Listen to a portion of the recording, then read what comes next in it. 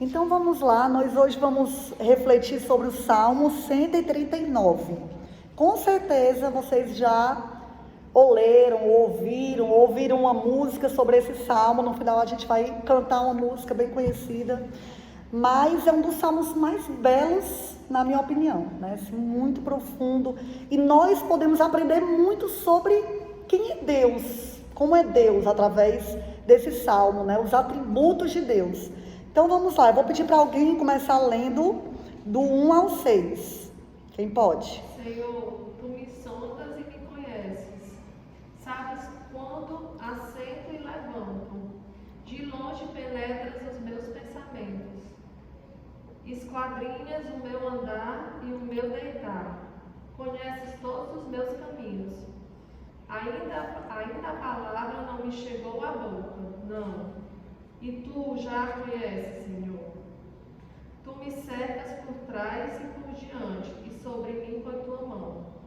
Tal conhecimento é maravilhoso demais para mim. É sobremodo elevado, não posso atingir. Nessa primeira parte do Salmo 139, nós aprendemos sobre um dos atributos de Deus, a onisciência, né? O nosso Deus, o nosso Criador, Ele sabe de todas as coisas. Ele é o dono de toda a ciência, de toda a sabedoria. Ele conhece passado, presente e futuro. Ele conhece a vastidão do universo, né? Todas as trilhões de estrelas. A Bíblia diz que Ele chama pelo nome, Ele conhece todas, né? E não só a vastidão do universo, mas Ele vai até cada um de nós, né? Ele sabe quantos fios de cabelo tem na nossa cabeça. Ele nos conhece completamente.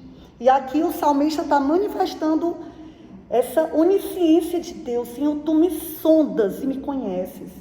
O Deus criador de todas as coisas, que conhece tudo do universo, Ele conhece a mim e você. Ele nos sonda, Ele vai sondar, penetrar no mais profundo do nosso ser.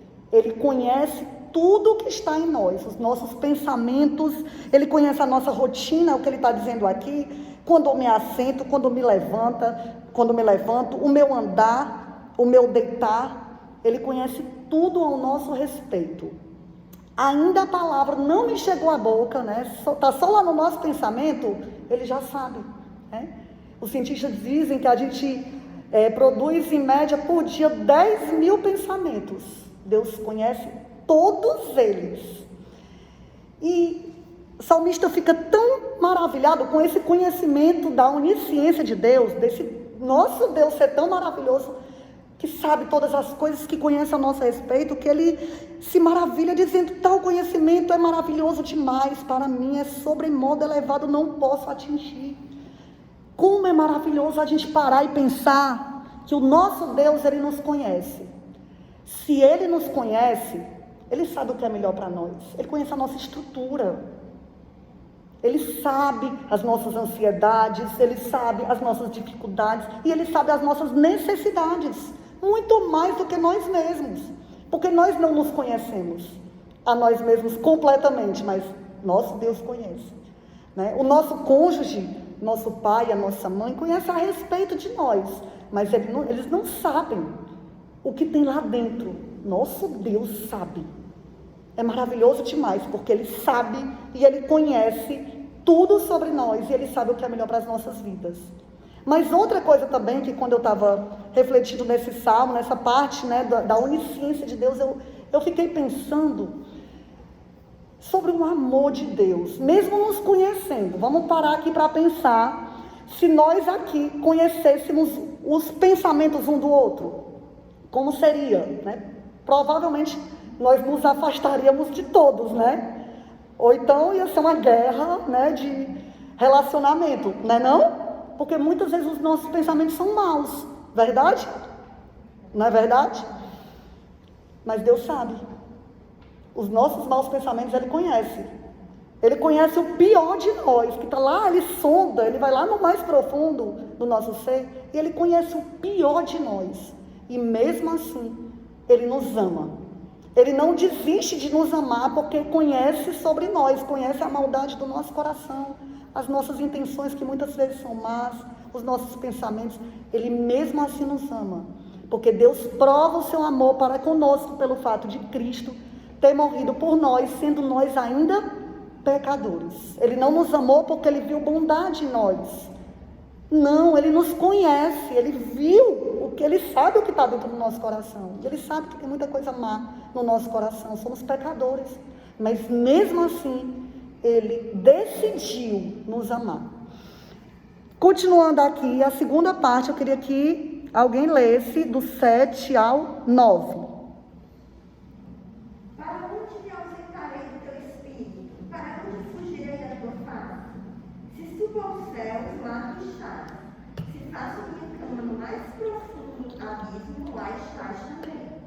Se tomo as asas da alvorada e me detenho nos confins dos mares, ainda lá me haverá de guiar a tua mão, e a tua destra me susterá. Não é nada. Essa segunda parte do Salmo 139, o salmista está falando de outro atributo de Deus. Quem pode dizer? Primeiro, nós aprendemos a onisciência. Agora ele está falando de outro atributo. Alguém pode sugerir aí do que é que ele está falando? Que ele está sempre com a gente. Isso, né? As duas coisas estão certas, né? Ele está em todo lugar. O nosso Deus, ele é onisciente, conhece todas as coisas, mas ele é onipresente também. Não há lugar onde ele não habite. É interessante que quando Deus fez o homem, né, para se relacionar com ele. Mas o pecado entrou no mundo, e quando o pecado entrou no mundo, né, através de Adão, né, todos conhecem a história, Adão se escondeu de Deus. Escondeu, teve vergonha e se escondeu de Deus porque tinha pecado. Mas Deus vai até Adão. Adão, onde estás? Não adianta fugir de Deus. E a humanidade muitas vezes quer fugir de Deus sem parar para pensar nas questões mais importantes da vida. De onde eu vim, para onde eu vou, como está meu coração diante de Deus, o meu Criador, como eu posso conhecê-lo, para onde eu vou depois da morte. Muitas vezes as pessoas tentam se envolver, ocupar sua mente com coisas dessa vida e não param para pensar que um dia elas vão estar diante de Deus, porque nem a morte pode nos separar de Deus, né? A Bíblia diz que aos homens está ordenado morrer uma só vez, vindo depois disso o juízo. Um dia nós estaremos face a face com um justo juiz, né? E nós temos que estar preparados para esse dia. Nós não adianta nós fugirmos de Deus, nós temos que fugir para Deus, né? Na verdade, o salmista Davi, no Salmo 91, um salmo bem conhecido, ele diz, né, aquele que habita no esconderijo do Altíssimo, a sombra do Onipotente descansará.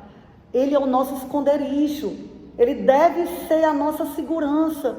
E como é maravilhoso para aquele que tem Deus como seu Senhor, que tem a Jesus como seu Rei, saber que Ele está em todo lugar, porque isso me dá segurança, me dá proteção. Como o salmista Davi disse aqui, porque a tua mão, porque na parte final do versículo 9, ainda lá me haverá de guiar a tua mão, e a tua destra me susterá. Não há lugar do mundo que Deus não vá cuidar de mim, se Ele é o meu Deus. Isso é maravilhoso. Vamos continuar. Alguém lê do 13 ao 17. Pois tu formaste o meu interior, tu me teceste no seio da minha mãe. Graças te dou, visto que, por modo assombrosamente maravilhoso, me formaste. As tuas obras são admiráveis, e a minha alma o sabe muito bem. Os meus ossos não te foram encobertos, quando o oculto fui formado e entretecido como nas profundezas da terra. Os teus olhos me viram a substância ainda informe, e no teu livro foram escritos todos os meus dias, cada um deles escritos e determinados, quando nenhum deles havia ainda. Que preciosa são os teus pensamentos, e como é grande a soma deles. Aqui o salmista está se maravilhando com outro atributo. Terceiro atributo de Deus. Quem pode dar uma opinião aí qual é? Onisciência é o primeiro, né? Deus conhece tudo, Deus está em todo lugar, onipresença. E o terceiro, a onipotência na criação. Ele está se maravilhando com o poder de Deus para nos ter criado. O milagre da vida. A vida é um milagre. Hoje nós comemoramos o aniversário da Roberta. E é um milagre. Deus fez a Roberta no interior do ventre da mãe dela. Ele estava ali comandando todo o processo de formação. Nós não somos frutos do acaso. Nós somos obra-prima de Deus. Deus estava ali planejando. Ele tinha tudo na mente dele quando ele estava nos formando ali no ventre da nossa mãe. Ele estava formando cada parte do nosso corpo. Quando nós ainda éramos uma substância informe, quando nós éramos ainda um embrião, ele estava ali participando daquele processo. E como a vida mostra a glória de Deus, o poder de Deus. Aqui o salmista nem sabia do que a gente sabe hoje, né? A ciência hoje nos mostra muita coisa sobre o milagre da vida, né? Nós temos no nosso corpo cerca de 30 trilhões de células. Cada célula dessa tem um núcleo.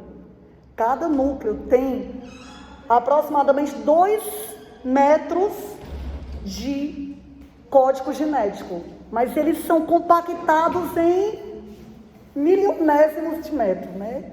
E aquela fita genética dessas trilhões de células, elas não se embaraçam. É algo assim perfeito, é tão perfeita a criação de Deus, que aqui o salmista ele diz que é assombroso, é assombrosamente maravilhosa a criação de Deus.